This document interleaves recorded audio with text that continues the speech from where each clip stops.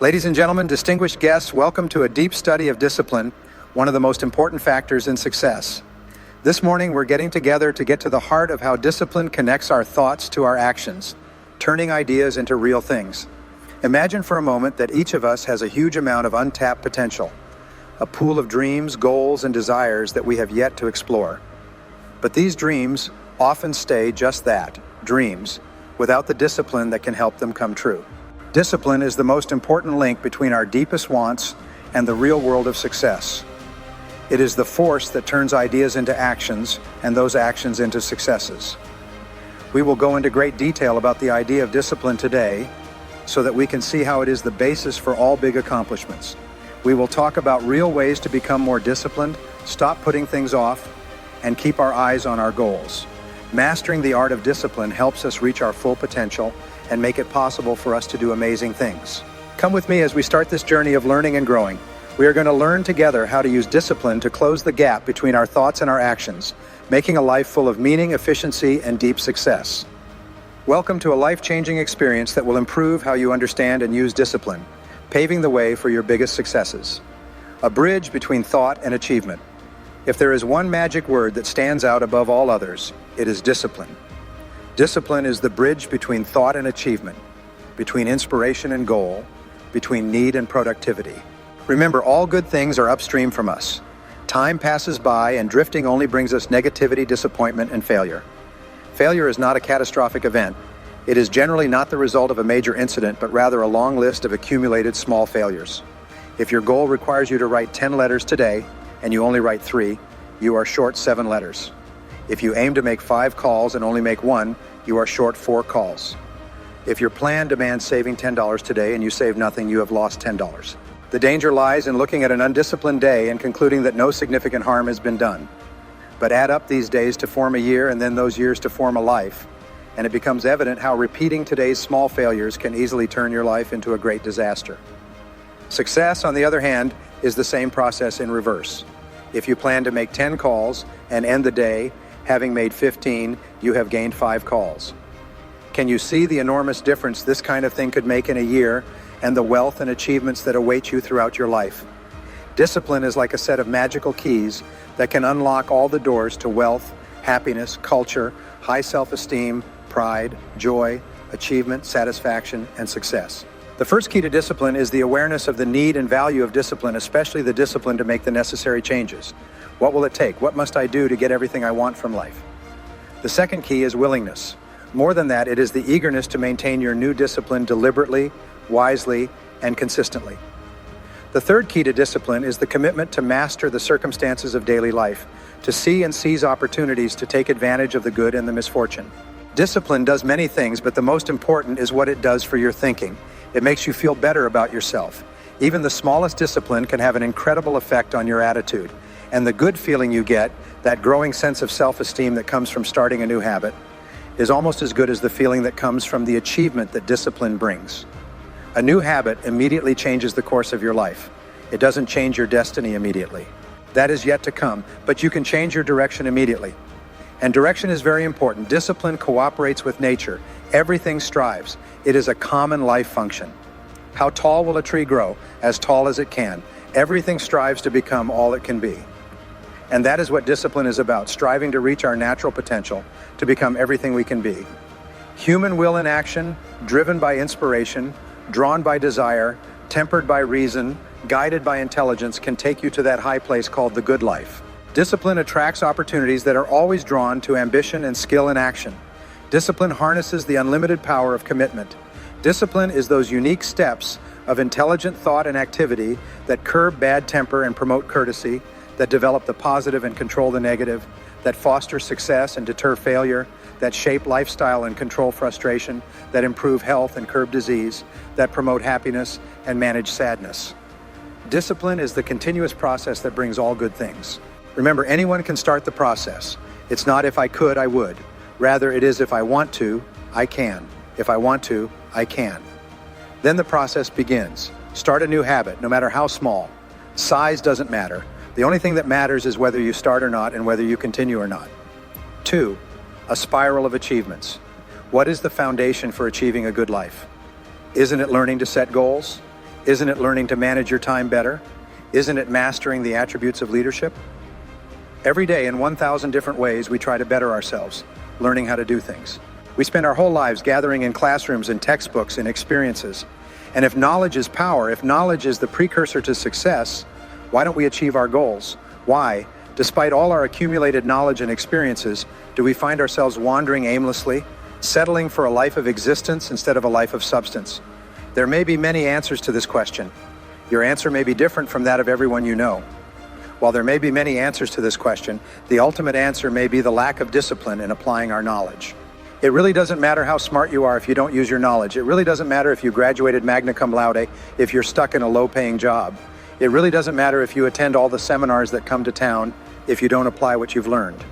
We spend our lives gathering knowledge, gathering skills, gathering experiences. But we must also apply the knowledge, skills, and experiences we accumulate in the realms of life and business. We must learn to use what we have learned. Once we have applied our knowledge, we must study the results of that process and refine our approach. Finally, by testing, observing, refining, and retrying, our knowledge will inevitably produce worthy and admirable results. And with the joy and results of our efforts, we continue to fuel our ambition with the positive reinforcement of continuous progress. Very soon, we will find ourselves carried away in a spiral of achievements, a vertical ascent toward success, and the ecstasy of that total experience contributes to a life triumphant over tragedy, boredom, and mediocrity. But for this whole process to work for us, we must first master the art of constant self-discipline. It takes constant discipline to master the arts of goal setting, time management, leadership, parenting, and relationships. If we do not make constant self-discipline a part of our daily lives, the results we seek will be sporadic and difficult to achieve. It takes constant effort to truly manage our valuable time. Without it, we will be constantly frustrated. Our time will be consumed by others whose demands are stronger than ours.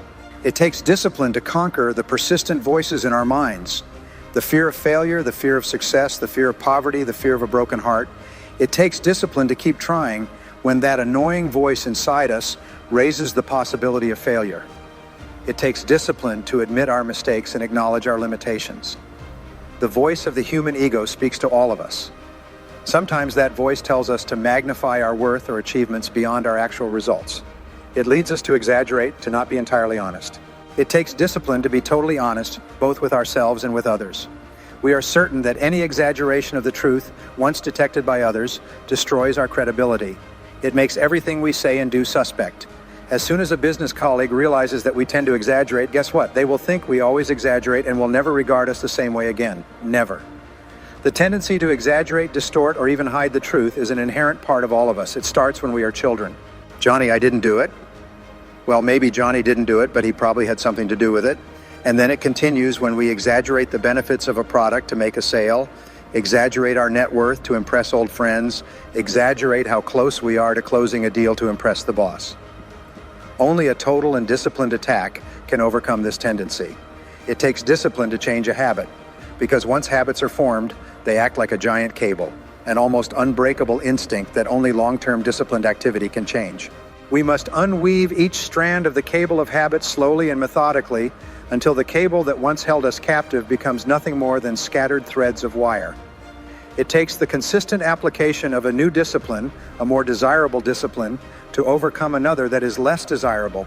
It takes discipline to plan.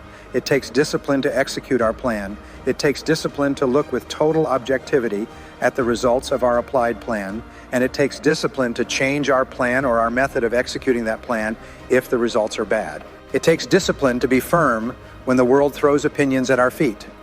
And it takes discipline to reflect on the value of someone else's opinion when our pride and arrogance lead us to believe that we are the only ones with the answers. With this constant discipline applied to every area of our lives, we can discover incalculable miracles and uncover unique possibilities and opportunities. 3. The rewards of a disciplined existence. Discipline is a constant awareness of the need to act along with a conscious act to implement that action. If our awareness and our implementations occur simultaneously, then we begin a valuable sequence of disciplined activity. But if a considerable amount of time passes between the moment of awareness and the moment of our implementation, that is called procrastination. Putting off until tomorrow what you can do today. Procrastination is almost exactly the opposite of discipline. The voice inside us says, do it. Discipline then says, do it now, the best you can. Always listen to this voice and the habit will become instinctive. Procrastination says later, tomorrow, whenever I get the chance. Also, do whatever it takes to get ahead or impress others. Do what you can, but not what you should. In every circumstance we face, we are constantly presented with these two choices. Do it now or do it later. Discipline or procrastination.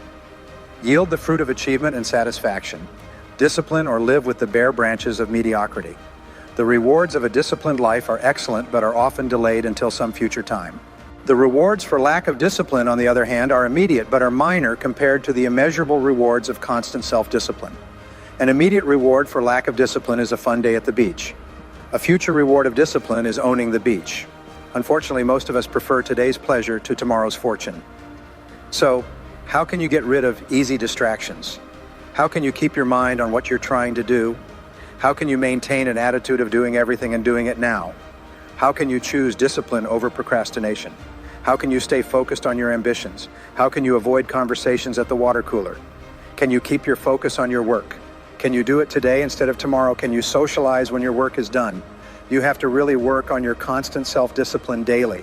Otherwise, you get distracted. Distracted by negative thoughts, distracted by negative people, distracted by the chatter at the water cooler, and very soon, depending on the type of people you associate with, you get distracted by doubts. Never underestimate the power of influence and associations. And never underestimate the power of your own constant self-discipline. 4. Improving the quality of your life. Let me give you some keys to discipline. Start with the small things and work up to the big ones. The small things are minor things you can do to improve your life and feel better about yourself. Make a list of it. Life will present you with some pretty big challenges, but unless you practice the small ones and master them, you won't stand a chance with the bigger ones.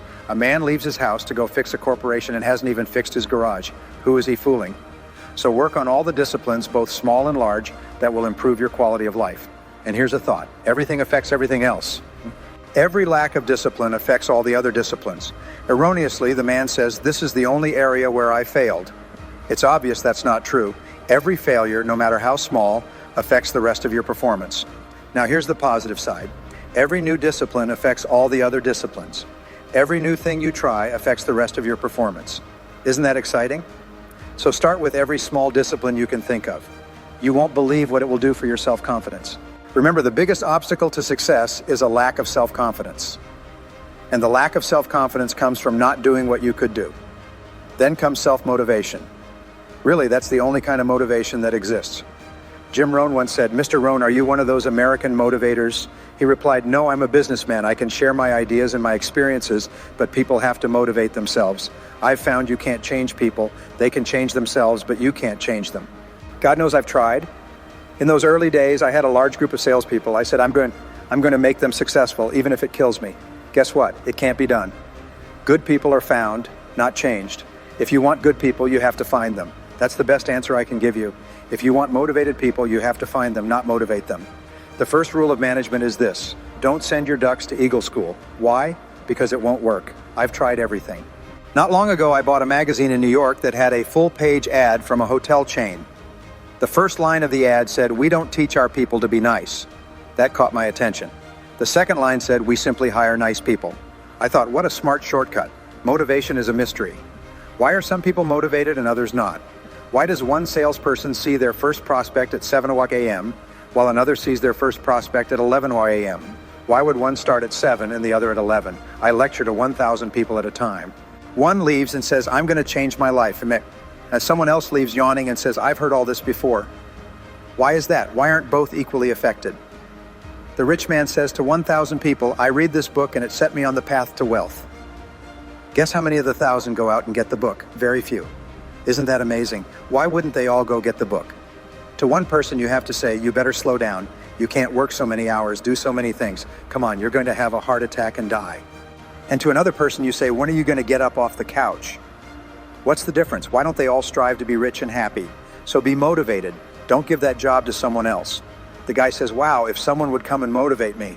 Hey, what if they don't show up? You need to have a better plan for your life. You need to have discipline. The daily actions you take out of discipline will help you get from where you are now to where you want to be. Discipline isn't something you do once. It's something you do every day. and it means staying committed to your goals and dreams. Let discipline be your guiding light on the way to success. It will show you the way from just thoughts to amazing achievements. Take advantage of the power of focused action, because that's how we make our dreams come true and our goals come true. Thanks for coming along with me on this trip. May you develop the discipline you need to reach your greatest goals as you go forward. Let each thought be a seed and each well thought out deed be the water and sunlight that grows it into a flower. May your days be filled with disciplined work, steadfast dedication, and amazing accomplishments. Keep building the disciplined link between your thoughts and your accomplishments until we meet again, and watch as your dreams come true.